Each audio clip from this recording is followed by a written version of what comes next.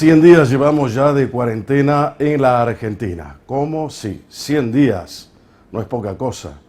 Claro que con diferentes estatus. Una cosa es la cuarentena en la que estamos todos. Acá en Salta con distanciamiento social. Pero en el AMBA, parte de la provincia de Buenos Aires y otras 8 provincias argentinas con aislamiento obligatorio. Lo anunció ayer el presidente Alberto Fernández. En un episodio de la presentación o el anuncio de Fernández, él dijo: dicen que nosotros estamos enamorados de la cuarentena. A eso les digo que nosotros estamos enamorados de la vida, dijo Alberto Fernández. Claro, él se olvidó que le estaba hablando al país. No era una runfla de opinólogos K que lo iba a aplaudir raudamente por querer esbozar ese romanticismo político.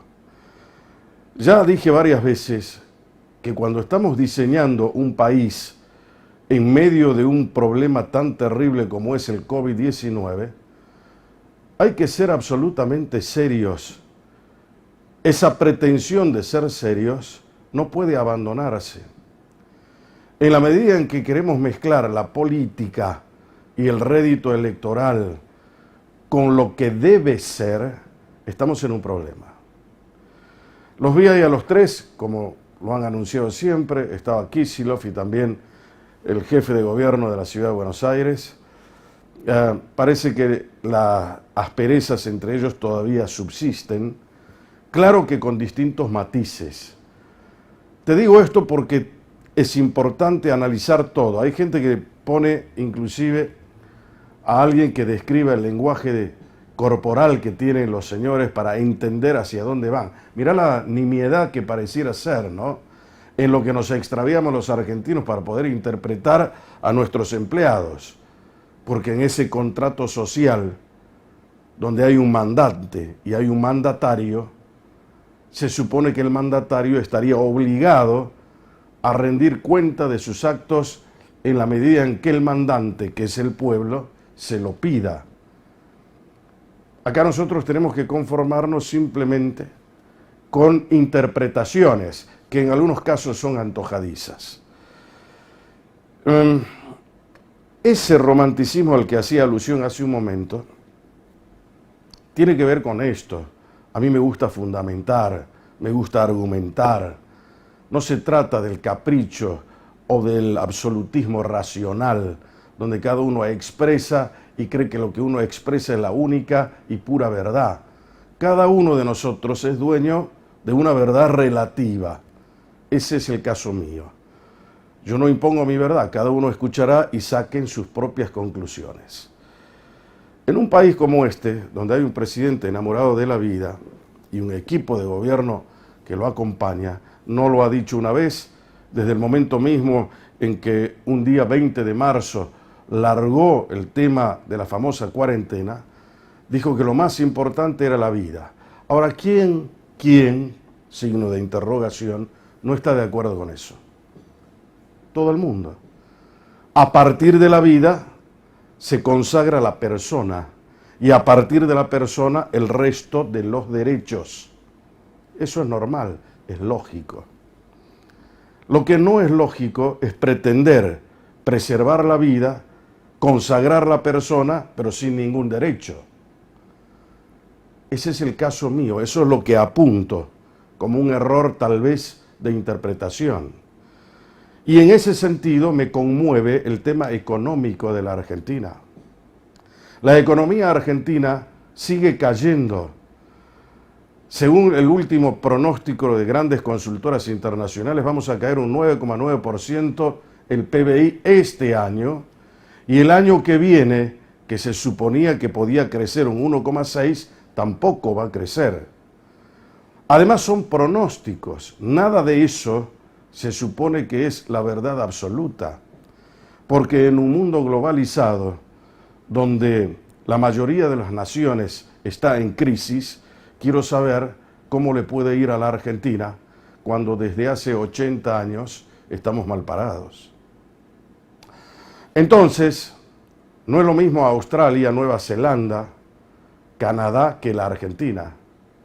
Nosotros acá deberíamos haber puesto empeño en preservar lo poco que nos quedaba de una economía saludable. Esas empresas, esas industrias, esas pymes, reforzarlas, poner el acento allí para que no se mueran y pueda subsistir, aunque sea en parte, la dañada y petrificada economía nacional. En la medida en que no entendamos eso y creamos que la salud, la vida y la economía son conceptos excluyentes, vamos a estar mal. Yo creo que son, por el contrario, se complementan, son complementarios y llegan a un punto de convergencia donde hacen que el país pueda funcionar con salud y al mismo tiempo con economía. La Argentina, esta semana, que estamos terminando, ha logrado mantener su estatus económico, según la clasificación que se hace, de país emergente. ¿Qué significará eso?, dirá alguno. Las grandes calificadoras de riesgo someten a los países a estudios en base a un montón de requisitos para saber qué tipo de economía tienen y de acuerdo a eso avisar a los futuros inversores, potenciales inversores, en qué estado se encuentra cada uno de los países. Ese es su trabajo. Entonces agruparon a los países en tres formas. La primera es el país desarrollado. ¿Quién es un país desarrollado? Estados Unidos, por ejemplo. ¿Qué otro país desarrollado? Suiza, por ejemplo. ¿Qué otro país desarrollado? Francia, por ejemplo. Bárbaro. Después los países que son emergentes, como es el caso de la Argentina, y es el caso, curiosamente, de China, que es la segunda potencia económica en el mundo. No está considerado un país desarrollado, porque los 1.300 millones de chinos, el 75% son pobres. Eso, para los enamorados de la cultura china o de su economía, o aquellos románticos que se dejan vender espejitos de colores con los chinos, creyendo que ellos son un paño de lágrimas para las calamidades argentinas. Y el tercer grupo, después de los emergentes, son los países de frontera. Ahí era muy posible que caiga la Argentina. Hace un poco más de un año logró salir de ese estatus económico para convertirse en un país emergente. Como todavía no entramos en un default absoluto, se le conservó momentáneamente ese estatus de país emergente y no de frontera. El emergente puede recibir lo que se llama, en definitiva, empresas, pymes, inversiones. Y la inversión, te recuerdo, es una de las patas fundamentales para hacer crecer la economía. En la medida en que no haya inversiones, en la medida en que no haya empleo, no va a crecer la economía. Entonces, vamos a generar, además de la cuarentena, de todo lo que nos está pasando, una fábrica inmensa de pobres. La Argentina se va a transformar en una toldería de pobres. Esos pobres que van a recibir una asistencia a su vez del Estado. Una vez que el Estado los asiste y el gobierno que gestiona el Estado sabe que hay un 50% de gente, un 60% de gente que tiene asistencia del Estado, vos contame después cuál es la reacción electoral que pueden tener para las futuras elecciones. Eso es lo que me preocupa muchísimo. Deberíamos hacer como en algún otro país del mundo, que la gente que recibe una ayuda del Estado por tiempo indeterminado no pueda votar. Porque esa ayuda es la compra de su conciencia ciudadana. Y lo único que no se puede comprar ni vender es eso. Sobre todo cuando queremos preservar la salud de un sistema republicano y democrático. Eso es ser serios. Eso no es mirar para atrás. Eso es estar absolutamente posicionado de lo que queremos hacer con un grado de convicción. Porque si no estamos en el parche, ¿viste? Y eso es preocupante.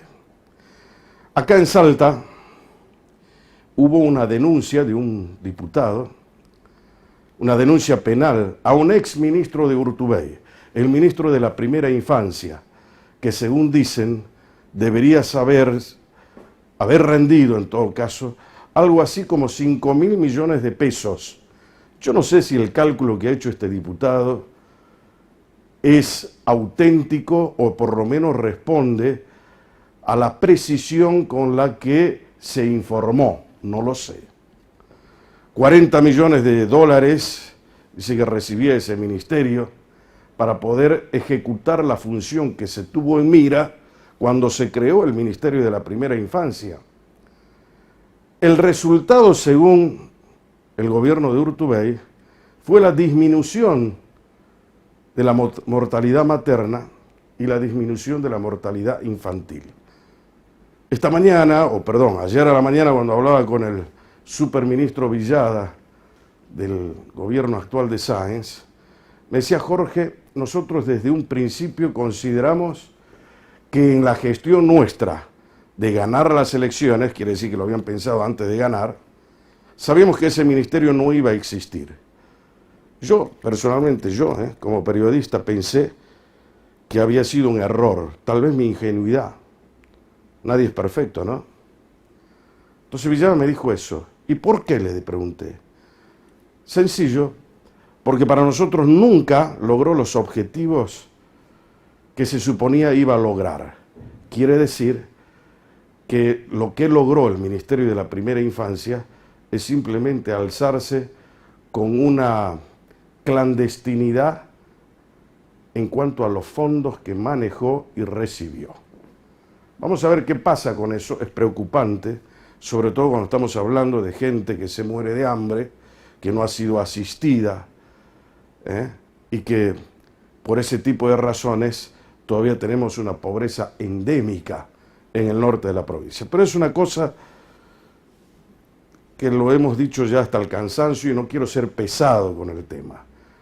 Nación, provincia, municipios y organismos internacionales trabajando en forma solidaria e integrada van a sacar al norte provincial de esa pobreza estructural.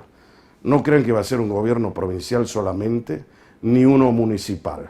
Ahora, eso sí, el gobierno provincial tiene que tener toda la imaginación y el criterio para elaborar el plan. Ese plan del que deberán enamorarse los gobiernos nacionales, los municipios y tal vez los propios organismos internacionales.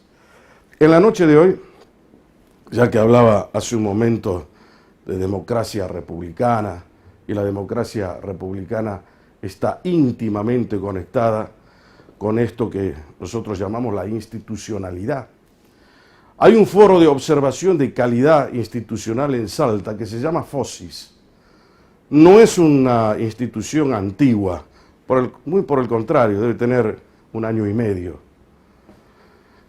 Esa institución, de alguna manera, esboza criterios, muestra o demuestra algunos errores de los gobiernos para precisar algunos conceptos que tienen que ver con la institucionalidad.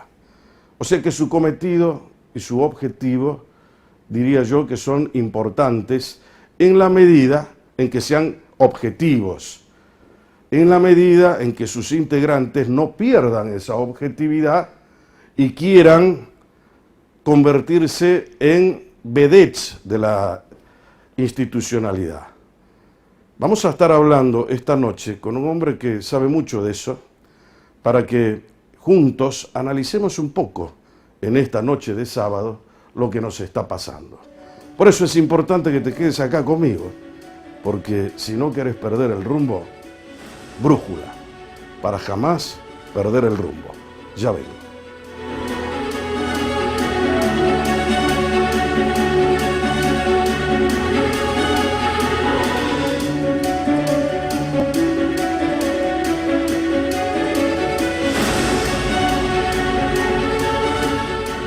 Muy bien, señores, estamos ya de retorno acá en Brújula Política para no dormir.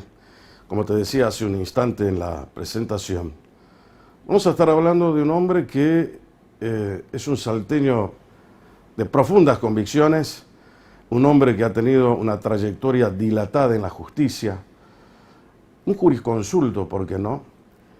Y vamos a estar abordando los temas de ser ciudadano, de un montón de cosas con el doctor Alejandro Saravia. ¿Cómo le va, doctor? Hola, Jorge, ¿qué tal? El gusto de tenerlo acá esta noche. Igualmente un gusto para mí. ¿Cómo anda? ¿Bien? Muy bien. ¿Cómo lo bien. trata la vida? Muy bien. Ahora, bueno, ¿Contento? ahora un poco cascoteo con el tema de la cuarentena y qué sé yo, ¿no? ¿Qué opina de eso? ¿Muy larga? ¿Está bien? Es Te larga. escucho un poco lo que dije acá en el editorial, ¿no? Sí. Es larga, 100 excesivamente días cumplimos larga. hoy, ¿eh? ¿Eh? 100 días cumplimos hoy. Hoy cumplimos 100 días, sí. Ajá. Bueno, eso marca que es una cuarentena larga. Es una institución antigua, la cuarentena. Es una institución medieval. Creo que Occidente se durmió porque ya paradójicamente en el año 2014 Bush, hijo, ya tenía noticia de una pandemia. Tenía también noticia Obama de esta pandemia, y Obama creó una agencia que debía tener bajo control, y estaba radicada en China la agencia. Tenía que tener bajo control la eventualidad de una pandemia. Trump la desarmó. Como el Obamacare. Exactamente, ¿No? exactamente. Entonces esto marca, nosotros estamos viviendo no solo una cuarentena, sino que la cuarentena es una manifestación de la transición en la cual estamos inmersos.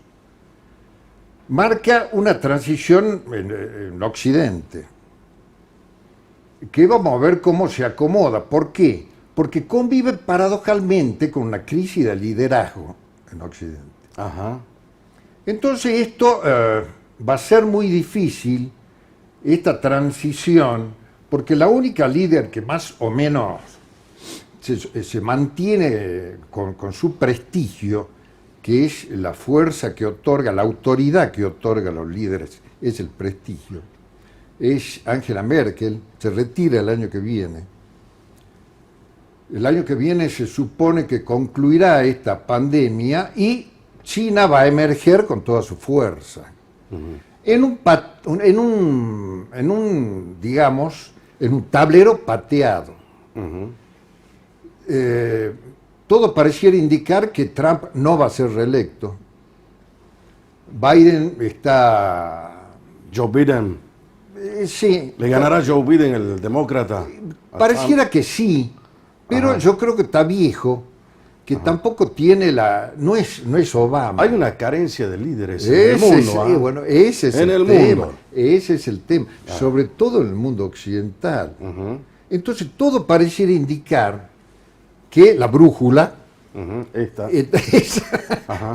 está marcando hacia Oriente. Está marcando hacia Oriente.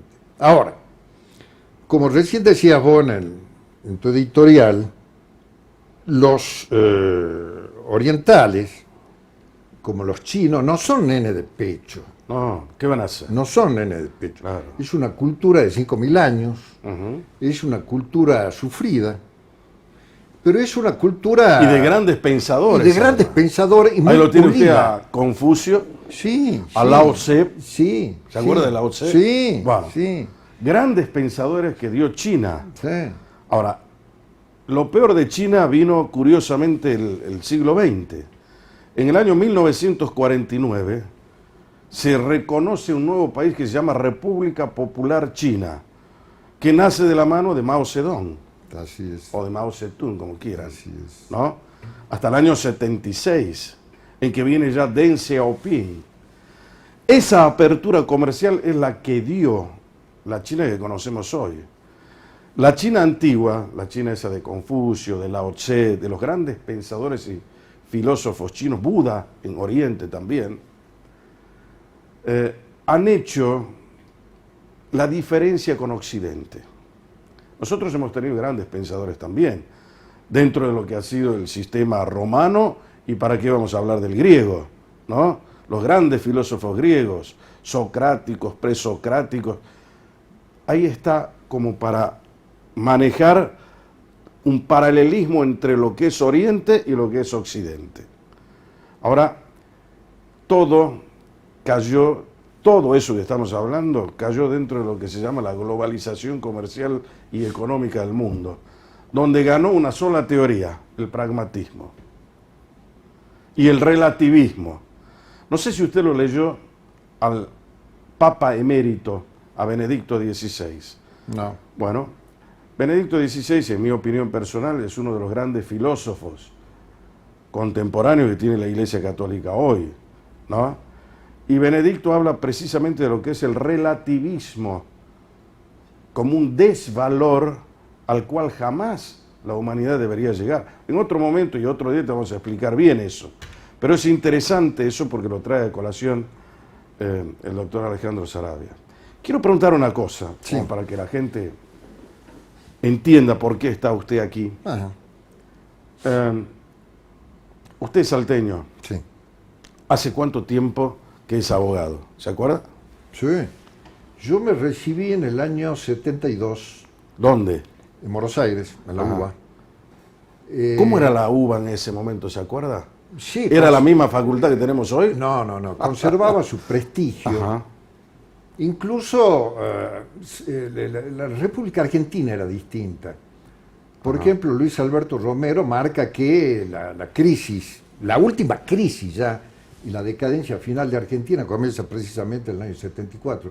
Así que yo viví una buena Buenos Aires, viví una buena universidad, me recibí, vine acá, ejercí la profesión un año, Ajá. y después entré a la justicia, siendo defensor oficial.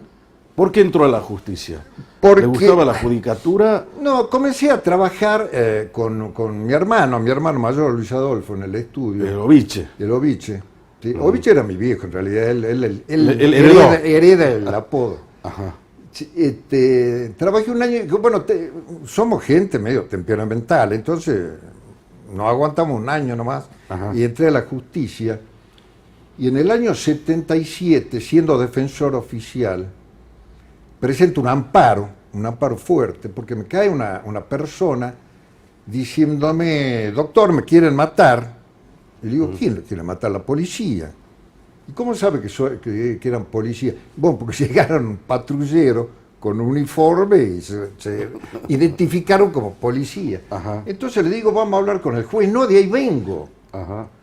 ¿Y qué le dijo el juez? Que no podía hacer nada, que usted ya sabe quién manda. Le dijo el juez a quién iba a procurar ser... Contratarlo. no contratarlo, que lo defienda, que lo acoge el juez, que lo proteja. Entonces, me acuerdo que, bueno, por temperamental, digamos, le presenté un amparo duro ante el mismo juez. Obviamente que me rechazó el amparo y lo apelé ante la Corte.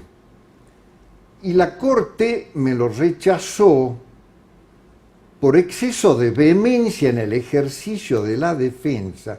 Y no solo me lo rechazó, sino que me sancionó, me llamó la atención por el exceso, porque había un término... ¿Qué se había ido del estilo? No, ¿Estaba no, fuera de estilo? un término supuestamente impropio, Ajá. porque el juez de instrucciones que me rechaza el amparo, había dicho que no se podía reconocer que eran policías.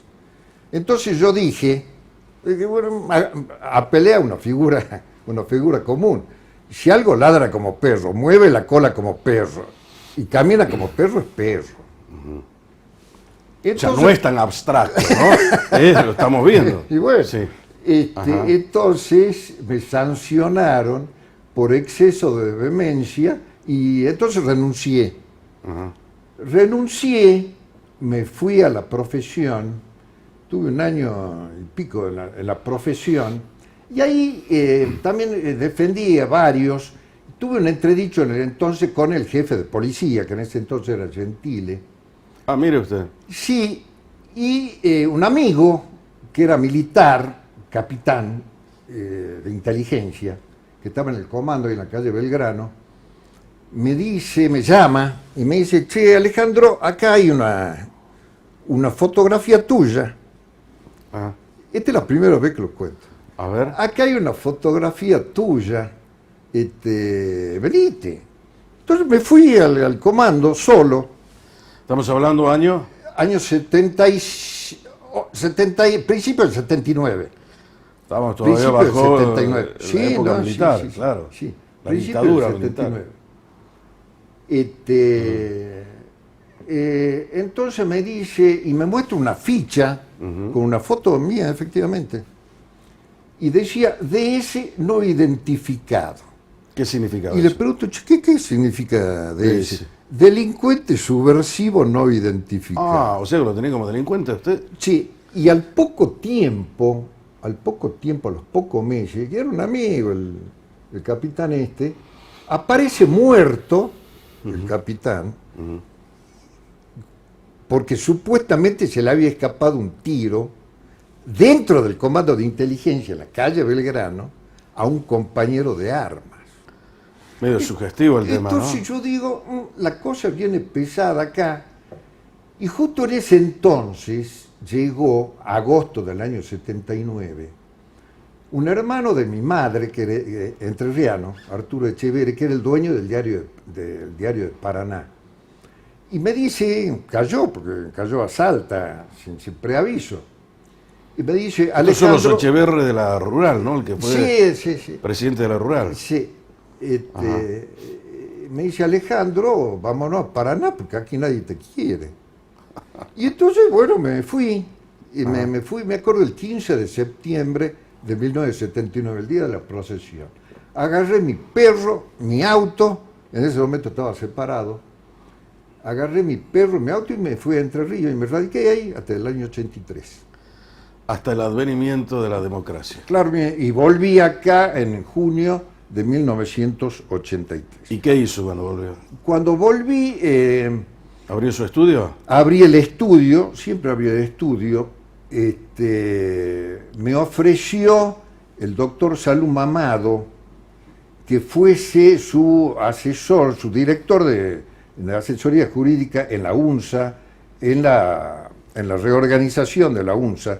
Él fue el rector reorganizador de la UNSA. Y ahí en la UNSA, bueno, presidí la comisión investigadora de violaciones de derechos humanos. Sí. ¿Cómo era la judicatura en esos años en Salta? ¿Se acuerda? Sí. Había credibilidad, había buenos jueces. ¿Cómo era Sí. el foro de abogados? ¿Era respetable? Era muy había bueno, era muy cultura bueno. jurídica. Sí, no, ¿Sí? era muy bueno Había. el foro de abogados. Ajá. Había buenos jueces Y había buenos abogados también. y había muy buenos abogados. Ajá. Y había muy buenos empleados en tribunales. Muy buenos. Sobre todo ¿Tan buenos como los de hoy, por ejemplo? No.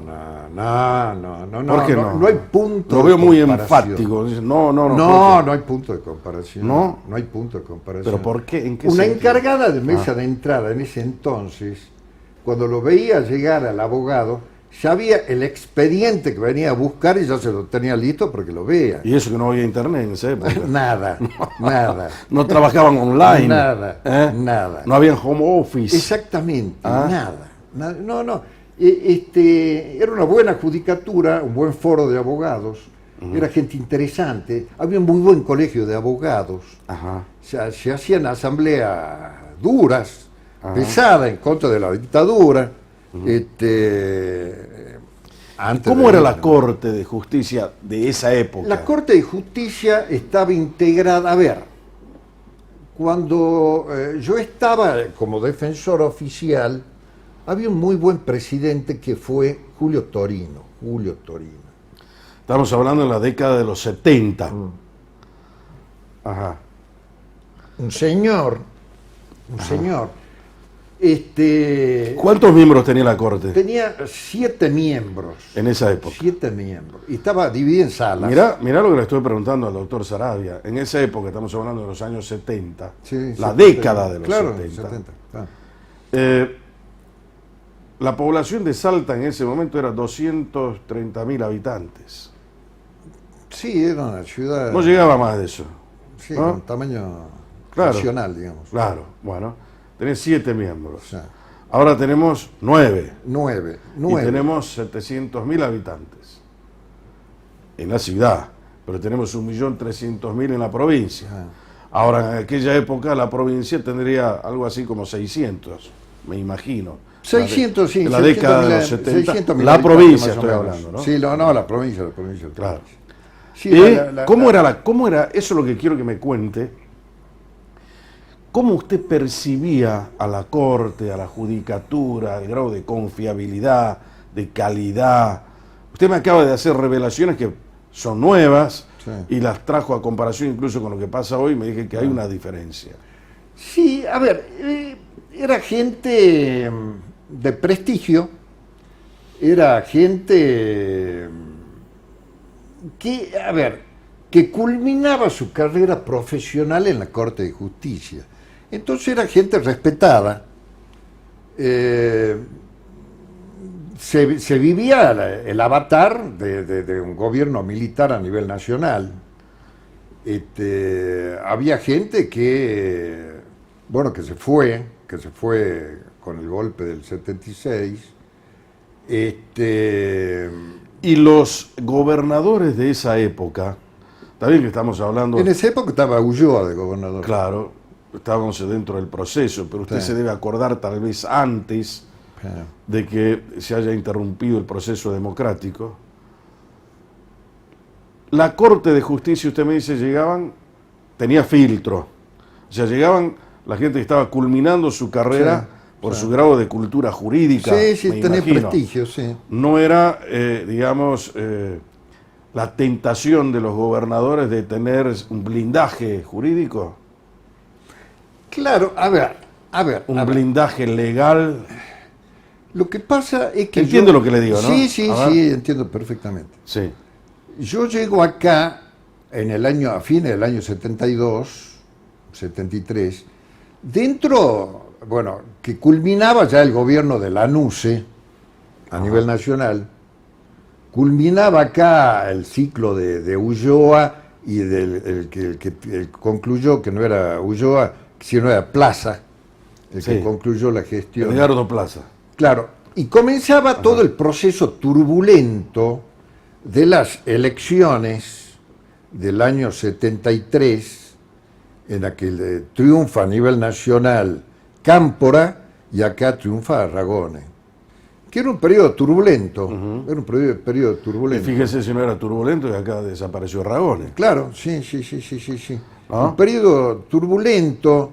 La interna peronista, invadía todos los rincones, digamos, todos los rincones. Ahora se racionalizó un poco, pero también se transformó, y después te voy a decir por qué. Pero volviendo a lo que era el fuero, los gobernadores tenían un respeto. La corte de Ragone fue una corte muy buena, muy buena. ¿La muy puso él, la corte? prestigiosa. Y bueno, en la corte de Ragone, qué sé yo, estaba Pesci, estaba Salín, estaba presidida por López Echenique, Roque López Echenique. Ajá. ¿Quién más integraba? Martinelli, el hermano de Martinelli, uno de los Martinelli. O sea, era Era una corte prestigiosa. prestigiosa, Sí. que es lo que nunca debería perder una corte. Sí, ¿No? claro. A ver, que no estaban ahí por ser amigos del gobernador, sino porque el gobernador respetaba los quilates jurídicos E intelectuales de la intelectual de la gente que ponía la Totalmente. corte. Esa es la diferencia. Me acaba de dar usted en el clavo y después se va a dar cuenta por qué.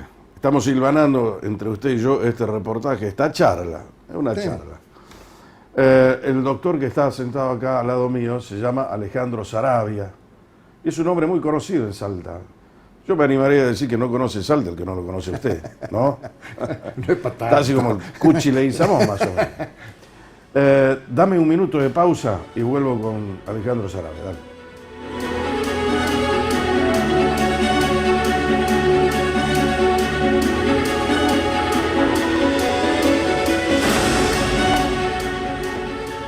Uy, ya estamos de retorno otra vez acá en Brújula.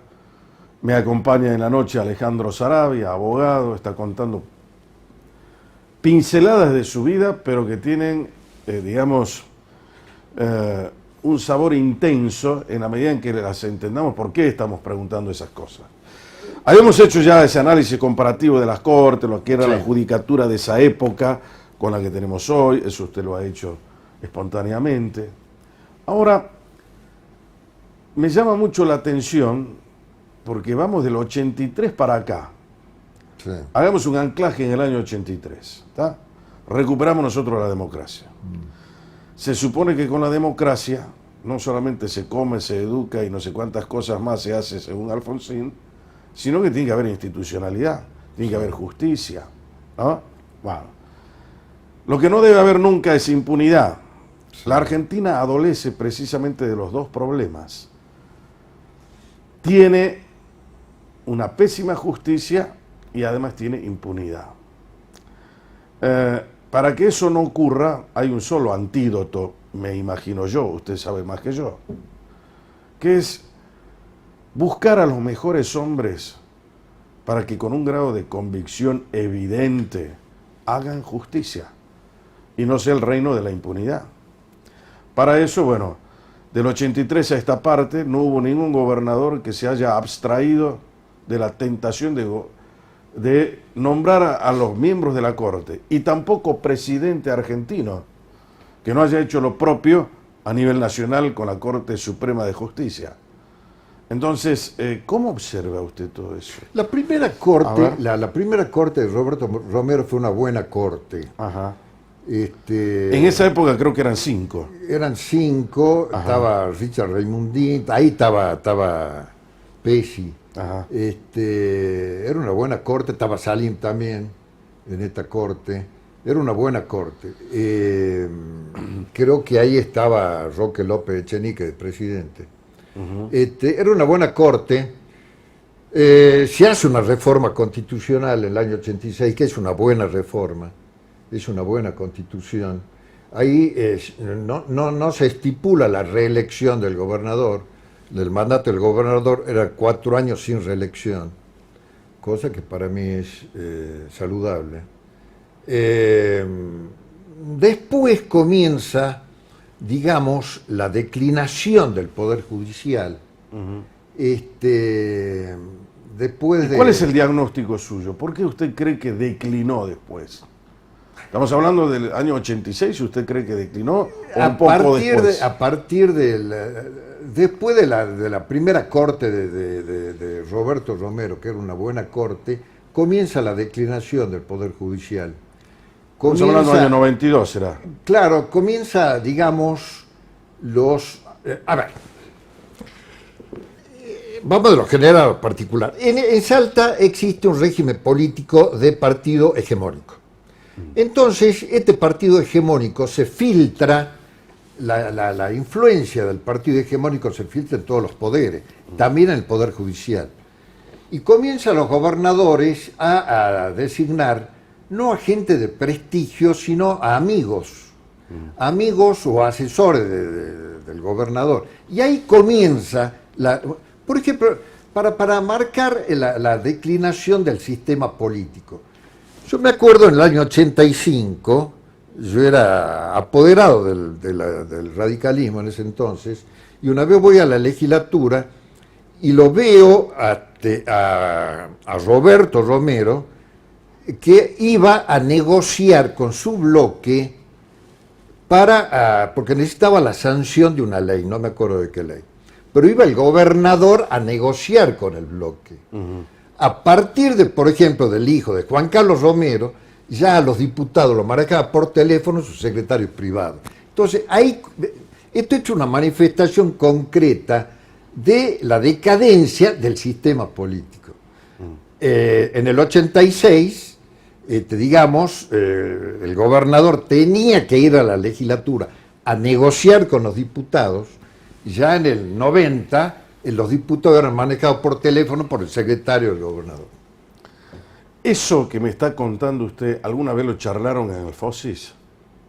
No, esto no. ¿No? Esto no. Le pregunto porque ahí está, por ejemplo, un hombre como Santos Jacinto Dávalos, Sí. que en la época de Romero era el secretario general de la Secretario gobernación. general de la gobernación. ¿No? Si alguna vez se lo debo haber dicho. Ajá. No, pero no importa eso, era sí, más o menos anecdotario. Sí. Porque en definitiva lo que quiero traer a colación es el origen del FOSIS. ¿Por qué usted decidió integrarlo? A ver. ¿Es usted uno de los fundadores, no? Sí, Ah. porque en el año 2017 Sí. plantea a Urtubey el proyecto este de ley a través del cual supuestamente se autolimitaba la facultad del gobernador para designar miembros de la Corte, Sí. comprometiéndolos a los sucesores gobernadores a que tenían que designar a los mismos integrantes de esta Corte. Entonces, en realidad no era una autolimitación, sino que era una limitación hacia los futuros gobernadores. Y ese era un proyecto de ley inconstitucional, porque se invadía la facultad propia del gobernador a través de la legislatura. Yo era un fiscal de corte y me acuerdo que en un reportaje me tiré violentamente contra eso. Y en el año siguiente, lo aprobó por unanimidad el Senado provincial a ese proyecto de ley. Se paró en diputado porque lo retiró Urtubey cuando se dio cuenta el mamarracho jurídico que era eso. Y al año siguiente plantean el tema de la acción de inconstitucionalidad de la limitación de los mandatos de los jueces de corte, que lo iba a decidir una especie de corte ad hoc sorteada caprichosamente e integrada por amigos del presidente de la corte. Entonces ahí conjugamos ¿Recuerda el año de eso? 2018, 2018. en abril de 2018. Ahí es donde concursa la actual miembro de la Corte. Estamos hablando de una de las que entró ahora al último. Dígame el nombre de una. Una es Adriana Rodríguez. Adriana Rodríguez, la otra Bueno, se me fue el nombre de la... ¿Cómo se llama? Entraron 3 a la Corte últimamente que se aprobaron los pliegos. una ¿Cómo? Gaufín. La chica Gaufín, sí. Ahí se había presentado Gaufín en esa oportunidad. No. Que se había copiado el examen, que sí, sabía... no, eso fue creo posterior, creo que fue posterior. Lo que estaba en cuestión ahí era esta acción de inconstitucionalidad planteada por una asociación de jueces creada por el presidente de la Corte, al margen del Colegio de Magistrados, ahí confluimos varios abogados. Yo ya me había jubilado, yo me jubilé el 1 de marzo del 18, el FOSI se fundó en abril del 2018, y entonces ahí tuvimos una linda batalla con el tema de la acción de inconstitucionalidad, y ahí el FOSI plantó una buena bandera. ¿Cumplió su cometido el FOSI hasta hoy o no? Sí, ese fue el cometido, digamos, fundador del FOSI. O sea, el inmediato. Y lo cumplió bien, bien. ¿Por qué decidió irse del FOSIS? En este momento también todo está en transición, el FOSI también está en transición. Ajá. Está en transición porque al haber cumplido ese objetivo, yo creo que hay que redefinir algunas dinámicas internas que digamos, que le den un mayor vigor, una mayor participación y una mayor horizontalidad en el manejo.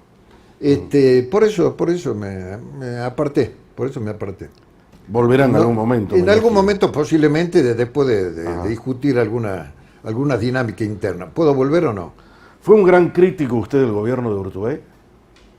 Yo fui un muy fuerte Yo crítico. le comento a la gente, por si no lo saben. El doctor Saravia era nada menos que el padre del jefe de gabinete del gobernador Urtubey de esa época. Sí, ¿no? sí.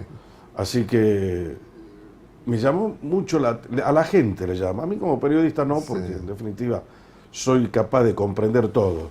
Pero usted fue un crítico del gobierno de Urtubey. Y fui muy duro, muy duro, crítico, muy duro. ¿Y por qué? Y ¿Qué veía usted ahí? Veía un tipo hábil, un tipo que tenía una gran concentración del poder y un tipo que se manejaba, tuvo una gran irresponsabilidad en delegar el manejo de los fondos que recibían de la nación directamente a los intendentes municipales sin control. Entonces hubo una gran, digamos, una gran dilapidación de fondos públicos. Claro, los pequeños gobernadores Exacto. de Urtubey terminaron siendo en algunos casos los grandes tramposos. Claro, ¿no? Pues claro. hay un montón de casos. Ahí lo tienen lo que pasó, por ejemplo, acá en Campo Quijano, o lo que pasó Por ejemplo. en el norte de la provincia, en Aguaray, en Salvador Maza, Pichanal. en Pichanal, con Claro. el señor que se cree inteligente para robar, ¿no? Bueno, o sea, un montón de casos Claro. que además terminaron en Claro. intervención, ¿no? Además terminaron la intervención. Sí, la cuestión es que el pobre Baltasar, mi hijo, jefe de gabinete, tenía que aguantar los embates. Porque yo escribí, lo hacía periodísticamente a través de columnas que firmaba con seudónimo, pero todo el mundo sabía que era yo el que firmaba. ¿Y qué seudónimo? Adrián Cayo. Adrián Cayo. Sí. Ajá. Que salía en su momento en redacción que la manejaba Bujía Jerez. Claro. Y ahora le pregunto una cosa, ¿es usted también el gran crítico del gobierno actual o no? De Sáenz. Le critico algunas cosas. Por ejemplo, el modo en que está planteando la reforma constitucional, el modo en que planteó el incremento de miembros de la Corte, el criterio de designación, esto sin tener ninguna cuestión personal con ninguno de los integrantes de la Corte. Yo le pregunto a usted una cosa, a ver si le voy a preguntar si me puede contar una infidencia que Sí. probablemente usted la sepa, Sí. no lo sé. Sí. Pero le quiero contar otra cosa, yo a ninguno de los invitados que viene acá lo veo antes. Me senté con él, mientras él estaba escuchando el editorial. Dicen que entre los 3 miembros que entraron, el que tendría que haber entrado, en vez de uno de ellos, tendría que haber sido el hermano de Urtubey. Estamos hablando del Tolo Urtubey, Rodolfo Urtubey, que fue senador nacional. Sí. Y que eso, de alguna manera, es como que no gustó mucho en el área del urtubeicismo. ¿Será cierto eso? Puede ser, es decir, para no gastar tanto el nombre, el apellido, digamos. Puede ser, bueno, y lo pusieron nombre de confianza. Un día, mire, sentado donde usted está, yo le estaba haciendo un reportaje a Rodolfo Urtubey. Sí. Y le digo, ¿a usted le gustaría ser ministro de la Corte de Salta? Y me dijo, me encantaría ser, siempre y cuando no me lo pida mi hermano, me lo pida otro gobernador. Bueno, llegó el otro gobernador y parece que no se lo pidió. Ajá. Claro, ahora yo no tengo la información esa que se lo hayan ofrecido o que Sáenz le haya ofrecido a No, por eso yo tampoco claro, digo eso, no. No, Claro. pero bueno, pusieron a 3 personas. O sea, esa es la crítica que usted le haría hoy a Sáenz. El modo en que maneja la reforma, el modo en que incrementó los miembros de la Corte, ¿y qué otra cosa más le criticaría? Porque te voy a decir una cosa. Se puede hacer la mejor constitución del mundo. Sí. Lo podemos traer, qué sé yo, a Kelsen y a Bobbio, ambos O difuntos. Alberdi. O Alberdi, todo difunto. Pero, si lo designamos como cabeza del poder al churrero, que también es difunto, la impronta, el sesgo que va a tener las instituciones no va a ser la de Kelsen, la de Bobbio o la de Alberti, sino que va a ser la del churrero. Entonces hay que ser muy cuidadoso con las personas que se designan, porque las personas le dan el perfil, le dan el funcionamiento a las instituciones. Entonces, por eso yo creo que es prematuro plantear, no solo prematuro, sino enfermo, plantear la reforma, una reforma constitucional. ¿Por qué digo enfermo? Porque los argentinos tenemos la particularidad de que cuando nos enfrentamos a un problema, decimos, hay que sancionar una ley. Sancionamos la ley para resolver ese supuesto problema y después buscamos todas las maneras posibles para violarla. Entonces, por eso nunca resolvemos ningún problema. Sancionamos la ley, reformamos la Constitución, no la cumplimos y no resolvemos el problema. El tema de los mandatos, por ejemplo, para limitar los mandatos, sería muy interesante, puede salir de un compromiso de los partidos políticos, de paso se le da entidad institucional a los partidos políticos y se le da entidad estratégica también a los partidos políticos. Están muertos los partidos políticos. Y bueno, por eso hay que recrearlo. Pero quien tiene que alimentar el sistema político es el titular del Ejecutivo, porque tiene la conducción del Estado provincial. Bueno, me encantó charlar esta noche con usted, doctor Saravia.